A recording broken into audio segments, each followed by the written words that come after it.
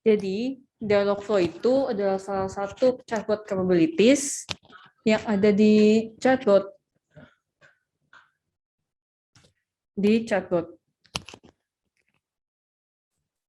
Jadi, ini adalah end-to-end solution di Three Dolphins. Nah, kali ini kita akan ngomongin hanya tentang chatbot. Di chatbot itu ada 4 conversation capabilities. Yang pertama, Dialogflow, FAQ knowledge, think conversation, dan search engine. Apa sih ini? Nah, semua capabilities ini mempunyai fungsinya masing-masing yang dapat membantu bisnis untuk memberikan conversation yang seamless untuk customers-nya. Hari ini kita akan ngomongin tentang Dialogflow. Untuk penjelasan lebih lanjut, kita akan langsung masuk aja nih ke expert speaker, Mas Rido. Dialogflow itu apa ya, Mas? Oke, jadi seperti yang tadi Ola informasikan ya tentang conversation capability di Three Dolphins seperti itu ya. Dan kalau seperti tadi Ola udah kasih PPT-nya nih, kan sebenarnya ada 4 capability ya. Yang pertama itu ada dialog. Biasanya memang kalau kita bangun suatu conversation, sama nih kayak aku ngobrol sama Ola nih, biasanya kan nanti ada sequence-nya nih. Awalnya bicara tentang A, B, C, dan D. Disitulah sebenarnya fungsi dari dialog gitu. Terus kemudian kalau kita bicara dialog, itu biasanya ada sesuatu yang harus kita bangun di dalamnya gitu. Jadi memang kalau kita butuh untuk integrasi atau mungkin kita butuh untuk hal-hal yang seperti profiling dan segala macam itu biasanya kita bangun di dalam dialog kayak gitu. Jadi selain capability yang lain, mungkin ini sedikit aja ya gambarannya. Kalau kita bicara FAQ, biasanya dia simple answer and question. Kalau kita bicara yang tadi ada think conversation, itu sebenarnya based on dari artikel. Jadi bot itu kalau dirasa di dialog nggak ada, di FAQ nggak ada, dia based on dari artikel yang kita put ke dalam dashboard. Terus kemudian yang terakhir itu ada yang namanya search engine. Jadi kita buat si bot ini benar-benar bisa belajar dari internet. Jadi dia cari jawabannya dari internet seperti itu, dari search engine seperti itu. Jadi kalau hari ini kita bicara tentang dialog, itu adalah yang sequence conversation. Biasanya seperti itu. Jadi menarik sekali ya chatbot conversation capabilities ini. Nah, untuk dari sisi bisnis nih Mas Davian, kenapa sih benefit bisnis untuk menggunakan Dialogflow dibandingkan dengan fitur chatbot capabilities yang lain? Oke, kenapa dialog itu menjadi satu poin yang menarik untuk bisnis ya? Jadi kalau kita lihat penggunaan chatbot itu kan sebenarnya banyak banget ya. Jadi chatbot itu bisa diimplementasikan macam-macam caranya. Gitu ya. Salah satu untuk implementasian dialognya sendiri itu supaya kita bisa menyajikan informasi yang lebih spesifik terhadap user tersebut. Gitu ya. Contoh simpelnya kayak misalnya kalau di telco gitu. Kayak kita bisa bikin conversation di dalam dialog itu untuk misalnya beli pulsa, cek paket, terus kita juga bisa misalnya kalau misalnya di education misalnya gitu ya, kalau di education itu kita bisa untuk bikin kayak untuk cek jadwal kelas misalnya gitu ya, minta link Zoom-nya misalnya gitu, karena kan sekarang kuliah banyak yang online ya. Jadi kemampuan-kemampuan tersebut itu yang bisa di-provide sama dialog. Jadi dari sisi bisnis penggunaan chatbot itu lebih useful lagi gitu. Oke. Terus dari kita ke technical, Mas Rido tuh step-step bangun dialog tuh bisa jelasin nggak? Kayak gimana gitu? Dan apa bedanya sih untuk membangun yang untuk conversation yang lain? Gitu? Oke, jadi biasanya kalau step by step-nya kita harus tahu dulu goals dari conversation-nya mau seperti apa. Contoh, kalau kita bicara tentang misalkan informasi-informasi yang repetitif, yang itu aja, biasanya kita bangun di luar dari dialog. Contohnya adalah FAQ. Nah, kalau kita bicara dialog, biasanya kalau journey-nya itu yang dia perlu sekuensial, kayak tadi ada step by step-nya. Nah, kebutuhannya apa aja? Yang pertama, kita harus tahu dulu goals ataupun tujuan dari si dialog ini mau kita bangun. Contoh tadi kalau dari bisnis, Davian sempat bilang mau beli pulsa. Nah, berarti saat kita mau bangun dialog beli pulsa tersebut, biasanya kalau kita ngobrol nih, apa aja sih yang dibutuhin? Yang pertama mungkin adalah, kalau bicara provider, kita harus tahu dulu providernya. Kalau kita bicara biasanya beli pulsa, kita harus tahu dulu biasanya next-nya apa? Jumlahnya, nominalnya, amount-nya kan biasanya kayak gitu. Terus kemudian Kalau kita bicara beli pulsa, mungkin kita harus terintegrasi dengan sistem lain untuk tahu bahwa memang paket ataupun pulsa tersebut ready atau enggak. Kayak gitu. Jadi setelah kita tahu, kalau di dalam Dialogflow, itu biasanya kalau di dalam menu Three Dolphins tuh ada di bagian bot setting, terus di situ ada Dialogflow tuh. Kita klik dulu tuh. Nah, di situ nanti ada 4 step biasanya dilakukan. Yang pertama itu adalah kita harus deklarasi dulu ataupun kita harus create dulu untuk intention dan entity-nya. Intention dan entity itu apa?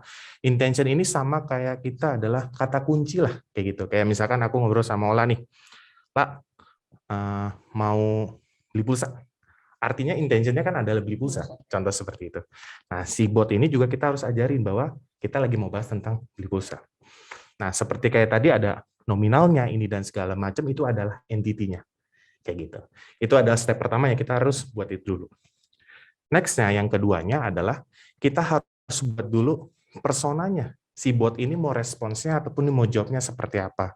Contoh, mungkin Ola mau pakainya bahasa formal. Ya, saya bisa bantu, ada yang aku bisa bantu, dan segala macam. Atau Ola mungkin mau kasih yang milenial dikit nih.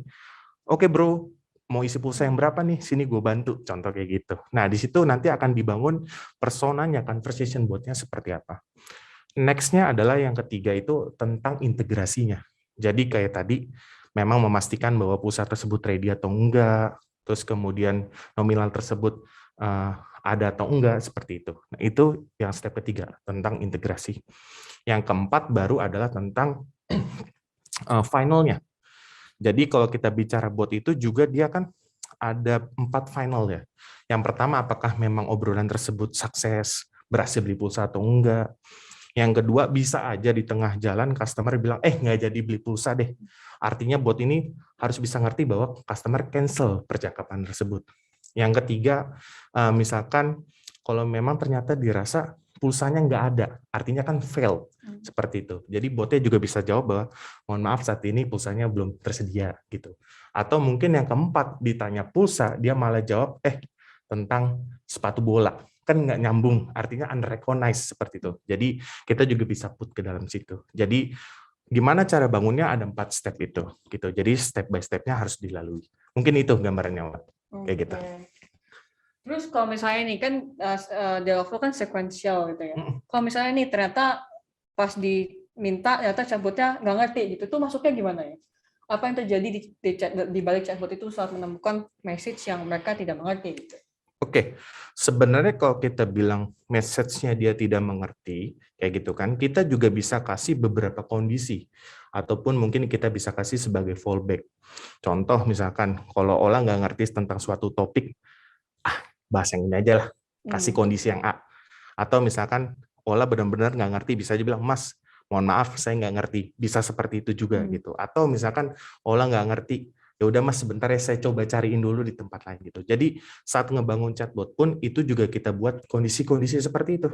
Jadi memang membuat bahwa bot ini benar-benar pintar dan bot ini benar-benar bisa ngejawab nih pertanyaan dari customer tersebut.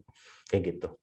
Oh, jadi botnya bisa dibuat sefleksibel mungkin gitu ya. Betul. Jadi Betul. kasih saran yang lain nih, yang mirip kayak gini nih gitu ya. Betul, karena kalau kita bicara bot, kadang kan yang jadi malesnya itu adalah kalau botnya itu tuh statik ya. Ditanya ini jawabnya ini terus kayak gitu. Jadi saat kita ngebangun Three Dolphins pun secara sistem memang kita buat fleksibel. Jadi botnya mau respon seperti apa, fallback-nya mau dikemanain, atau perlu integrasi untuk misalkan jawab-jawab pertanyaan belum bisa dia tahu, itu juga bisa. Kayak gitu.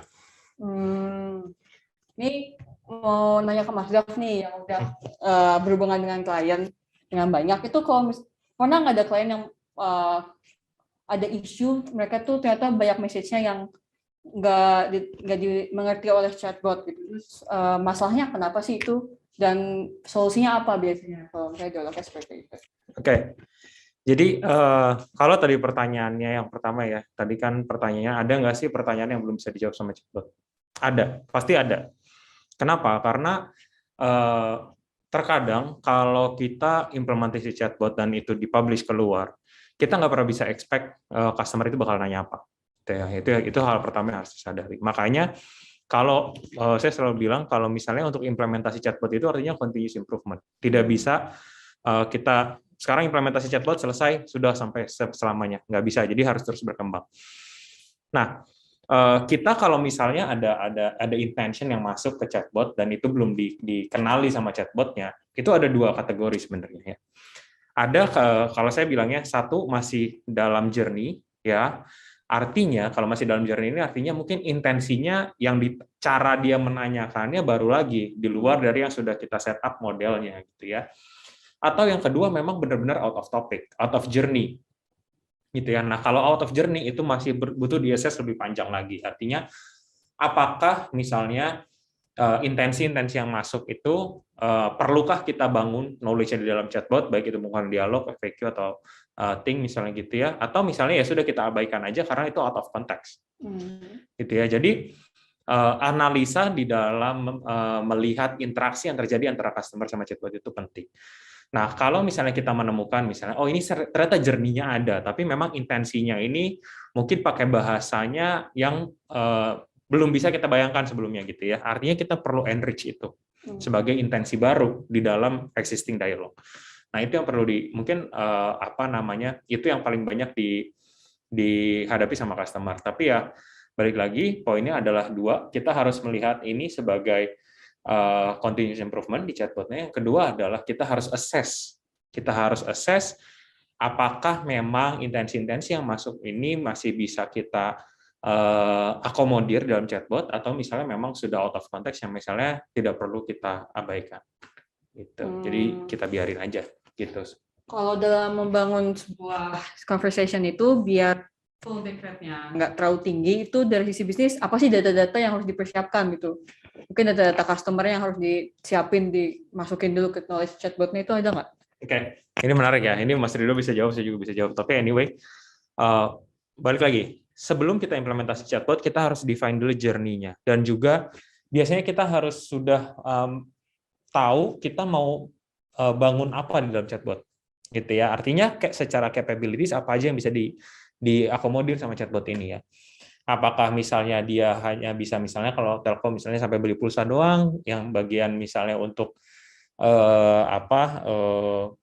misalnya paketnya nambah paketnya belum bisa baru misalnya pulsa gitu ya. Nah, hal-hal tersebut harus di-define di awal. Gitu ya. Nah, kalau misalnya untuk mitigasi fallback rate yang tinggi itu sebenarnya ada caranya, maksudnya dengan cara misalnya kita istilahnya ada enrich ya, kita enrich terus knowledge dalam chatbotnya supaya dia semakin pintar gitu ya. Atau yang kedua adalah ada juga customer yang punya preferensi pengennya menu base, artinya semuanya di guide supaya customer ini tahu apa sih sebenarnya yang bisa diakomodir sama chatbot gitu ya, tidak terlalu luas konteksnya gitu. Jadi itu bisa sebenarnya gini, kalau saya bilangnya chatbot itu dalam implementasi chatbot itu ada seninya. Gitu ya. Nah, seninya itu adalah gimana kita ngebangun journey dan gimana kita mau nge-guide customer-nya supaya dia paham capabilities ini tuh sampai mana. Gitu. Oke. Dari pengalaman Mas Dagnat bertemu dengan klien, lihat masalah-masalahnya, itu Dialogflow itu paling banyak digunakan di industri mana aja ya? Hampir semua industri itu pasti pakai dialog gitu ya, karena balik lagi. Kalau chatbot itu hanya dipakai untuk FAQ aja, mungkin oke, dia bisa bantu mengurangi bebannya CS gitu ya, mengurangi bebannya customer service, tapi tidak terlalu besar gitu. Sementara penggunaan chatbot ini sebenarnya untuk mengotomasi pelayanan customer. Ya, pelayanan customer itu sangat luas pastinya gitu ya. Tiap industri punya use case-nya masing-masing gitu kan. Nah, implementasi dialog itu memang menjadi salah satu yang favorit. Walaupun memang secara proses tadi dijelasin Mas Rido kan cukup panjang ya, tapi memang penggunaannya itu bisa lebih kena ke customer-nya gitu dibandingkan dengan FAQ. Oke. Biasanya proses klien-klien kita itu untuk pembangunan conversation Dialogflow itu berapa lama sih dari awal sampai akhir bisa live? Nah, kalau ini Mas Rido mungkin. Berapa lama ya? Sebenarnya sih tergantung klien. Mungkin yang paling lama berapa lama gitu, yang paling gitu paling berapa lama? Oke, mungkin kembali lagi adalah tentang journey-nya, kembali lagi ya, karena contoh nih misalkan dia mau minta A, B, C, D, F, G sampai Z, tapi dia request-nya 1 bulan, mungkin agak susah, ya kan? Gitu. Tapi bisa terus, gitu kan? Tuh. Nah, jadi berapa lamanya kembali lagi kita harus coba ketika di awal kita harus coba ini dulu mitigasi sebenarnya. Kita coba lihat bahwa oh ternyata kebutuhannya kalau simple mungkin kita bisa implementasi dalam 1 sampai dengan misalkan 4 minggu, contoh seperti itu. Yang simple-simple ataupun ya 1 dialog, 2 dialog gitu. Tapi kalau ternyata dia butuhnya lebih dari situ, terus kemudian butuh integrasi gitu kan. Karena kita juga sadar, kita juga tahu bahwa chatbot ini pasti akan lebih powerful kalau memang didukung oleh sistem yang lainnya. Data-datanya kita ambil dari situ gitu. Dan di dalam Three Dolphins pun kita juga punya capability yang namanya process flow untuk bisa dengan mudah terintegrasi dengan sistem yang lainnya gitu. Jadi relate ke pertanyaan Ola, kita juga harus tahu kesediaan integrasi di sana seperti apa. Jangan-jangan dia mau minta A sampai Z, tapi ternyata dari sisi mereka datanya belum ready. Kayak gitu. Jadi mungkin kalau simpelnya 1 sampai 4 minggu oke. Tapi biasanya setelah itu based on dari assessment lah.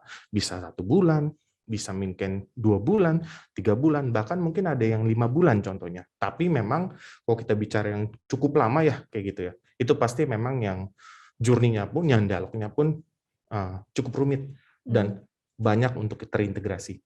Kayak gitu. Oke. Nah, itu kan tadi juga Mas Dev bilang ada continuous improvement. Itu tuh daily, 9 minggu, tiap bulan, atau gimana tuh continuous improvement maksudnya? Oke. Continuous improvement-nya itu sebenarnya tergantung dari jumlah interaksi yang masuk ya. Artinya kalau misalnya memang kita lihat nih traffic-nya cukup tinggi, berarti harus dilakukan daily.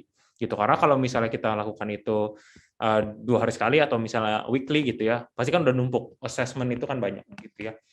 Artinya memang terkadang itu harus dilakukan daily, tapi bisa juga weekly gitu ya. Cuma balik lagi sebenarnya ke bisnis prosesnya dari masing-masing entitas usaha ya.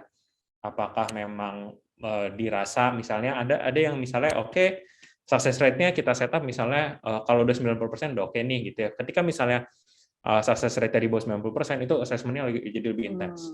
Misalnya gitu ya.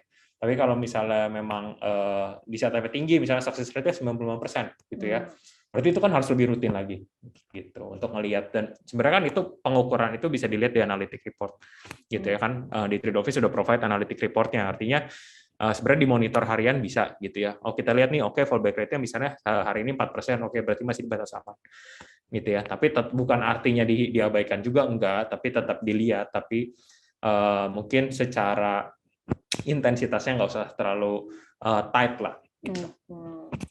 Jadi itu tergantung kebutuhan masing-masing bisnis lagi seperti apa. Nah, ngomongin tentang proses ini, boleh nggak di-sharing yang pernah Mas Dav, project Mas Dav dan Mas Ridho yang pernah bareng gitu, misalnya challenge-nya apa sih dalam membangun dialog flow itu, paling beratnya apa?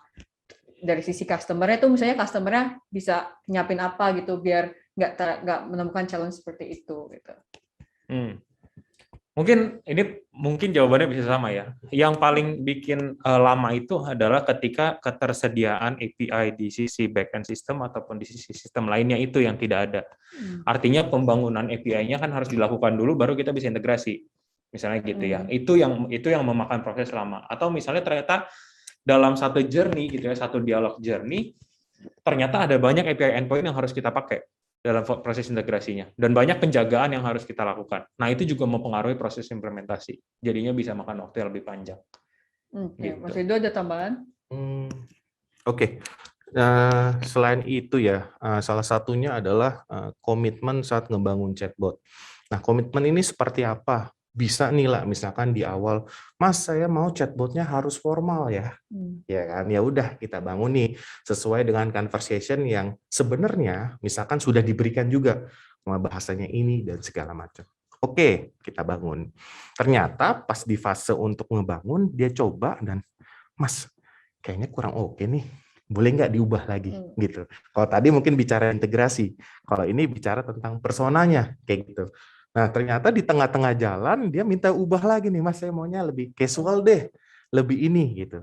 Cuman yang jadi kesusahan selanjutnya adalah kadang mereka mau casual tapi susah menuangkannya ke dalam kata-kata. Betul. Mungkin kalau mengutip kata Davian adalah seninya.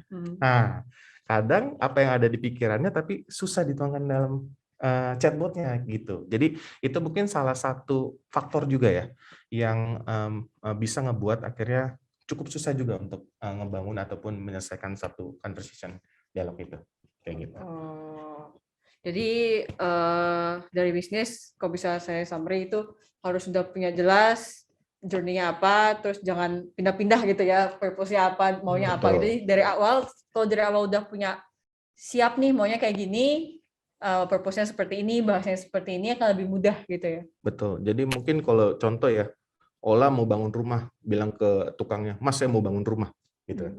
Kita sebagai yang ngebangun rumah pasti akan tanya dong, kamarnya mau berapa, halamannya mau gimana dan segala macam. Kadang itu Ola yang nggak punya gambarnya. Ya udah Mas pokoknya jadi rumah. Oh, Udah kita buat nih, kayak gitu kan. Saya nggak suka, saya mau ubah ini, ubah ini, ubah ini. Gitu. Itu kadang yang akhirnya membuat juga lama kayak gitu. Oke.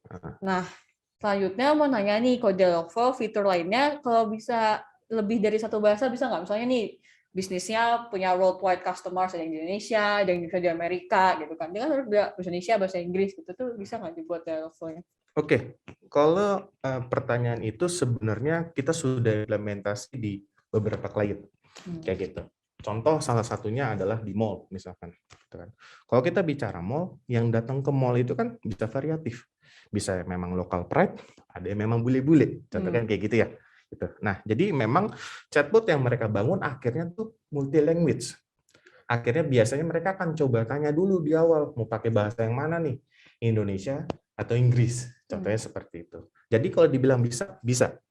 Gitu. Jadi nanti journey-nya pun kayak gimana, Mas? Kita bedakan. Kalau dia mau bahasa Inggris, ya full bahasa Inggris. Dia mau bahasa Indonesia, full bahasa Indonesia. Sudah diimplementasikan? Sudah. Kayak gitu. Berarti bisa ya? Bisa. Jadi kalau mau bahasa gaul jaksel pun sebenarnya bisa aja. Gitu. Which is gitu kan, gimana? Ya kan, kalau Ola kan bahasa Indonesianya kurang misalnya gitu ya. Sering pakai bahasa Inggris campur-campur ya bisa juga. Jadi itu tergantung tadi chatbot Dialogflow itu emang sangat fleksibel ya untuk implementasi di bisnis. Jadi untuk semua bisnis siapapun usersnya itu bisa gitu kan, asal memang udah journalnya udah jelas gitu. Oke. Kalau dari pengalaman klien-klien itu udah banyak apa masih sedikit gitu yang mau implementasikan double bahasa kayak gini? Oke. Dari pengalaman. Kalau dari pengalaman cukup banyak ya. Maksudnya lumayan lah. Lumayan banyak. Dan kayak itu gitu. prosesnya biasanya lebih lama atau sama aja kalau misalnya single bahasa gitu? Oke, sebenarnya kalau dibilang lebih lama ya paling beda-beda tipis lah. Kenapa? Karena sebenarnya kan journey-nya sama, cuman bahasanya aja kan yang berbeda kan, kayak gitu. Ya paling itu aja sih kalau untuk perbedaan bahasa beda-beda tipis sih, nggak memakan waktu lama gitu. Karena kan memang kita pun memang sudah expert di bidangnya, jadi itu cepat lala. Terus kalau misalnya orang ngobrol kan pasti nggak. Dialogflow kan sekuensial. Berarti harus ada step 1, step 2, step 2, lead to another conversation gitu kan. Misalnya tiba-tiba ganti topik, terus gimana tuh chatbotnya? Oke, gimana tuh chatbotnya? Ya kan? Kalau mungkin kita bicara manusia, harusnya bisa kan? Bisa. Ya, di chatbot berarti harus bisa dong. Bisa juga. Nah, di Dolphins juga bisa. Jadi salah satu NLP yang kita kembangkan itu memungkinkan yang biasa kita beri namanya adalah switch dialogue, perubahan percakapan gitu. Jadi konsepnya sama kayak misalkan aku ngobrol sama Ola tentang beli pulsa, tiba-tiba aku ngobrol tentang beli rumah. Artinya Ola nggak akan bahas tentang nominal pulsa lagi dong, tapi mungkin tanyanya lokasi rumahnya di mana, terus kemudian rumah yang seperti apa yang dibutuhkan gitu. Jadi apakah bisa? Bisa. Jadi memang sudah ada NLP-nya dan itu biasanya kita beri nama sebagai switch dialogue kayak gitu loh. Jadi apakah chatbotnya jadi bisa mengingatkan topik yang selanjutnya, misalnya dia punya topik, kayak masih mau bahas yang selanjutnya lagi, yang sebelum lagi nggak, itu bisa nggak ya? Oke, bisa atau enggak sebenarnya sama lagi. Kalau Ola tiba-tiba inget gitu kan, bisa nggak? Bisa. Bagaimana gitu? Iya, ya Dolphins juga bisa. Kayak gitu. Jadi inilah seninya ataupun inilah salah satu yang ngebuat NLP ini bisa dikatakan advance gitu. Kalau kita bangun misalkan kayak conversation yang rule atau misalkan yang simple seperti itu, ya Standar kayak gitu ya. Nah, kenapa dikatakan advance? Karena ini adalah capability di manusia yang kita tuangkan nih ke dalam si mesinnya, si robot. Apakah itu mudah? Tentu susah, ya kan? Tapi apakah Three Dolphins bisa? Bisa, harus bisa. Sudah ada kayak gitu. Sudah ada Sudah gitu. ada. Ya, jadi memang bicara tentang memori kayak gitu ya. Jadi misalkan kayak tadi kita bicara ganti deh, jangan pulsa deh, beli yang lain deh, kayak gitu ya, beli pulsa mulu gitu kan. Contoh misalkan Ola mau cari pacar, contohnya, ya kali aja gitu kan, cari pacar gitu kan. Terus kemudian,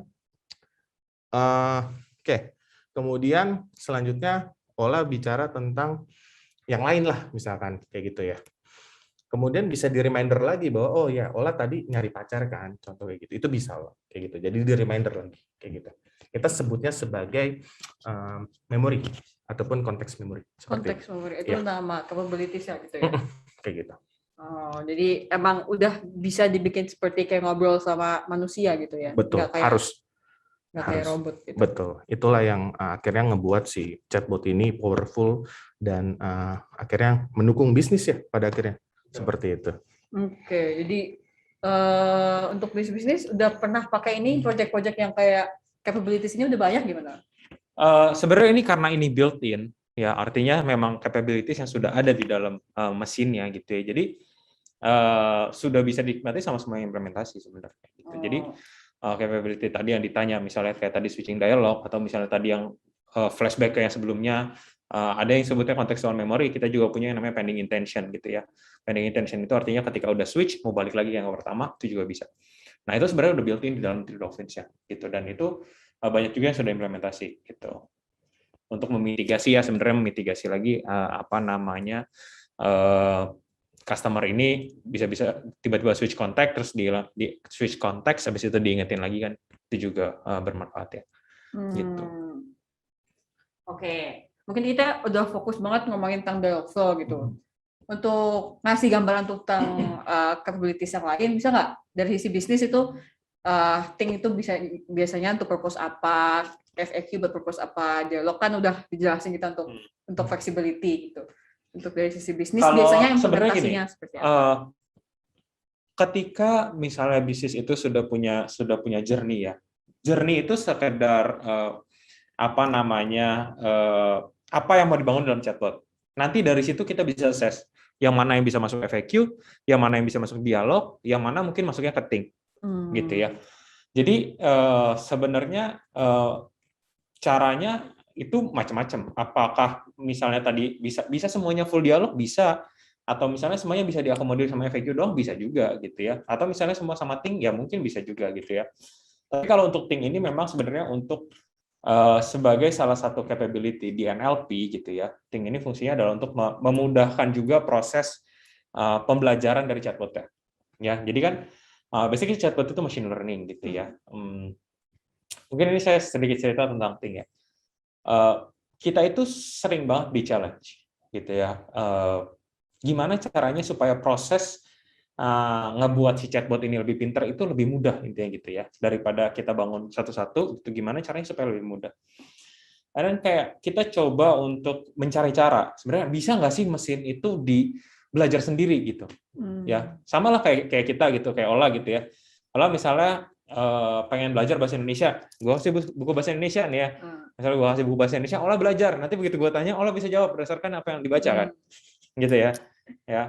Misalnya gue kasih KBBI gitu ya, nanti Ola bisa bahasa baku ya gitu. Nah kita coba implementasi hal yang sama, proses yang sama di dalam mesin. Artinya itu kan mempermudah dari sisi trainernya, dari sisi gurunya lah gitu ya. Dari sisi gurunya lebih mudah karena apa? Ya udah, nih saya kasih buku misalnya gitu ya, buku isinya tulisan, artikel atau apa gitu. Nanti baca sendiri gitu. Begitu saya tanya, jawabannya dari sana. Nah, Think itu memimik proses yang sama. Artinya mempercepat dan mempermudah proses melatih si mesinnya. Karena yang dikasih bentuknya artikel. Nantinya si botnya biar baca sendiri aja artikelnya. Kalau saya baca artikelnya ya udah nanti dia ngerti jadinya. Kalau misalnya ditanya, kalau ada di artikel gitu. Nah, tadi kan kita ngomongin ada banyak chatbot conversation capabilities ya. So, tadi kita ngomonginnya Kalau bisnisnya milih Dialogflow doang. Kalau misalnya bisnis saya mau pakai lebih dari satu chatbot capabilities, pernah nggak? Bisa nggak atau pernah diimplementasikan nggak sebelumnya? Nah, itu balik lagi tadi jawaban yang tadi gue kasih. Jadi tergantung dari journey yang apa namanya mau dibangun gitu ya. Apakah semuanya dialog? Enggak juga sebenarnya. Karena pasti ada campuran, ada FAQ, ada dialog. Jadi memang FAQ dan dialog adalah dua conversation capabilities yang apa namanya sudah built-in di dalam Three Dolphins-nya gitu ya. Kalau Think beda lagi gitu ya. Tapi kalau FAQ dan dialog itu memang sudah built-in dan sudah bisa dikonfigurasi dari awal ketika misalnya klien itu subscribe Three Dolphins. Pasti ada campuran gitu, nggak semuanya harus menggunakan dialog gitu. Apalagi kalau konteksnya sesuatu yang simpel lah, misalnya nih ya, kalau gunanya alamat rumah Ola di mana gitu ya, misalnya. Itu kan nggak usah pakai dialog gitu, botnya bisa langsung jawab. Itu bisa pakai FAQ misalnya, botnya jawab rumah Ola di Melati Mas misalnya gitu. Nah, kecuali Ola pindah-pindah kan, alamat titiknya beda-beda gitu kan, rumahnya banyak gitu ya, itu mungkin perlu integrasi entah kemana gitu ya. Tapi kalau misalnya hal-hal yang simpel seperti itu ya pakai FAQ aja daripada pakai dialog gitu. Nah, berarti kalau dicampur itu bisa sharing nggak flow-nya kayak gimana? Misalnya dari FAQ terus tiba-tiba proceed to dialog capabilities itu. Oke, sebenarnya masing-masing itu pasti sudah dalam satu sequence. Artinya bukan berarti nggak bisa loncat, bisa aja loncat gitu ya. Tapi memang biasanya kalau dialog itu udah di satu sequence itu udah semuanya udah diakomodir di sana tanpa harus melibatkan FAQ. Gitu. Jadi tapi bisa dibilang berarti dialog itu lebih fleksibel daripada FAQ gitu kan ya? Iya. Kalau emang mau lebih fleksibel, dunia adalah melakukan capabilities-nya yang dialog. Bukan fleksibel mungkin ya. Konteksnya adalah mungkin kata yang tepat lebih advance. Gitu ya, karena tadi di dialog itu journey yang bisa dibangun itu memang lebih apa ya? Lebih canggih lah. Bisa tadi bisa ada integrasi, terus juga hal-hal yang bisa diambil informasinya lebih banyak di dalam dialog daripada di FAQ. Nah, ngomong integrasi nih bisa diintegrasiin kemana aja sih? Contohnya apa ya gitu, Mas Ridho mungkin? Oke, kalau tadi mungkin nambahin dikit kali ya, lebih deep talking kalau dialog. Wow. Lebih deep ya, karena ditanyain terus kan kayak gitu. Nah, tentang integrasi, oke, bisa kemana aja? Biasanya ya, simple ya kalau kita bilang adalah selama third party atau sistem lainnya yang di luar sana itu menyediakan ataupun mengekspos API mereka, possible dilakukan. Untuk integrasi. Biasanya dari proyek-proyek sebelumnya itu paling banyak apa sih purpose-nya, implementasinya itu integrasinya untuk apa? Tergantung masing-masing bisnis lagi. Mungkin kalau mengutip tadi Davian sampaikan, kalau kita bicara telco, ya integrasi ke sistemnya mereka, pulsanya mereka, datanya mereka, dan segala macam. Bicara otomotif, mau test drive misalkan, atau misalkan mau rutin untuk servis ke datanya mereka, integrasi ke sistemnya mereka. Terus kemudian kalau kita bicara university, pendidikan, ke sistem database mereka. Atau misalkan kita mau cek untuk jadwal, atau mungkin ternyata integrasinya ke tempat yang lain untuk pembayaran semesternya mereka, itu juga bisa.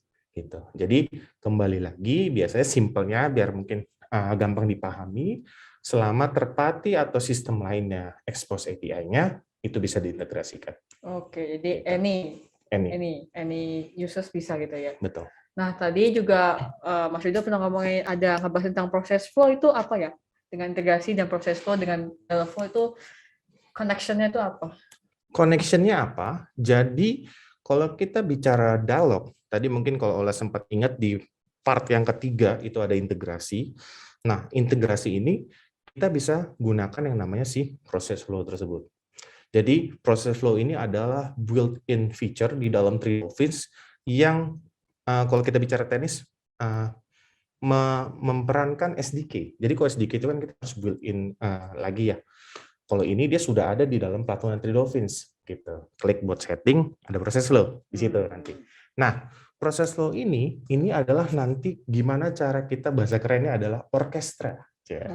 Orkestra, ya gitu. Karena bisa aja nih lah, contoh kita integrasi dengan sistem pembayaran. Nah, data-data yang mereka balikin dari sistem itu banyak lah. Kalau bicara field ada yang date, ini, from, amount, dan segala macam. Tapi ternyata yang kita butuhin itu cuman yang bagian amount-nya. Jadi dalam proses flow itu istilah orkestrain. Saya cuma mau ngeluarin yang amount-nya aja. Contoh kayak gitu. Atau misalkan Ola mau buat nih di end of conversation chatbot-nya, dia kirimin email. Kita bangun di dalam proses flow-nya. Atau mau ada intervalnya, atau yang lain, Ola mau apa lagi deh, ada di proses flow. Kayak gitu. Jadi disitulah nanti kita bangun untuk integrasinya. Kayak gitu. Jadi proses flow itu memang mensupport dialog flow-nya agar lebih mulus gitu istilahnya dengan integrasinya gitu. Iya.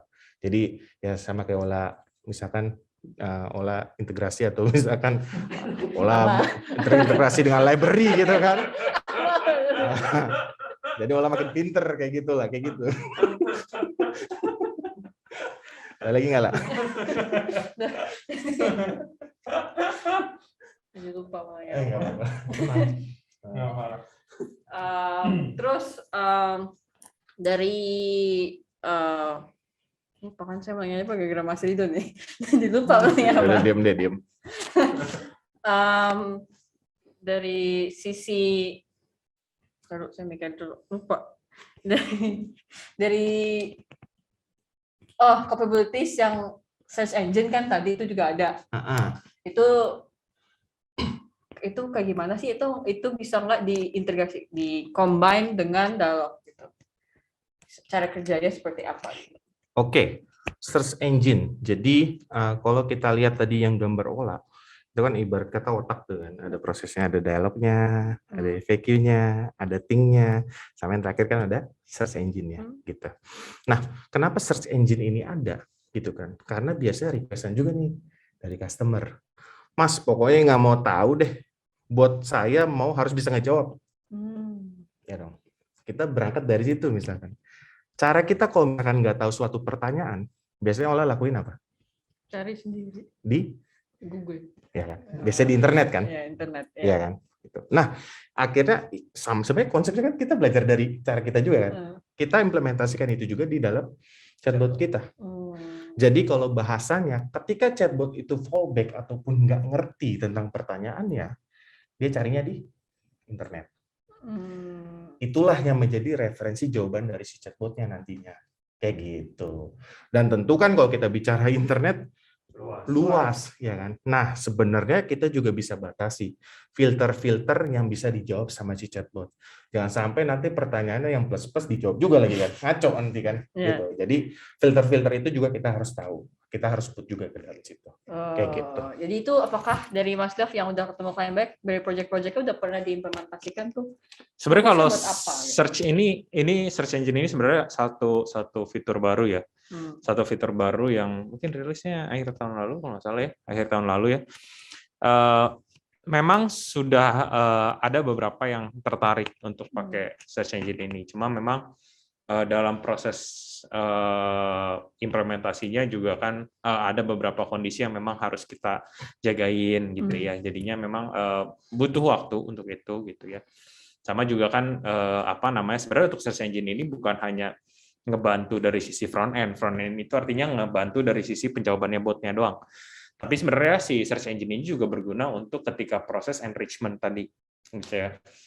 Untuk memetakan lebih jauh tentang intensi-intensi yang mungkin muncul gitu related sama satu topik kayak gitu. Jadi use case sendiri ada banyak gitu. Jadi bukan cuma di front end tapi juga di back end sebagai chatbot builder-nya gitu ya, atau kita biasa sebutnya adalah bot trainernya. Sebagai bot trainernya itu ngebantu juga gitu. Jadi dia bisa bantu langsung nge-enrich gitu kira-kira related topik. Kalau orang misalnya ya nanya misalnya topiknya adalah rumah Ola misalnya gitu ya. Oke, biasa orang kalau cara nanya rumah Ola di mana itu gimana sih? Bisa, Ola rumahnya di mana? Rumah Ola di mana sih? Gitu ya misalnya gitu ya. Nah, gitu misalnya kayak gitu-gitu lah ya. Itu kan ada banyak variasi yang bisa di. Nah, si search engine ini juga bisa membantu backend-nya, artinya buat trainernya untuk men-enrich itu. Jadi secara otomatis dia akan menjabarkan kira-kira variasi question yang akan muncul itu seperti apa sih.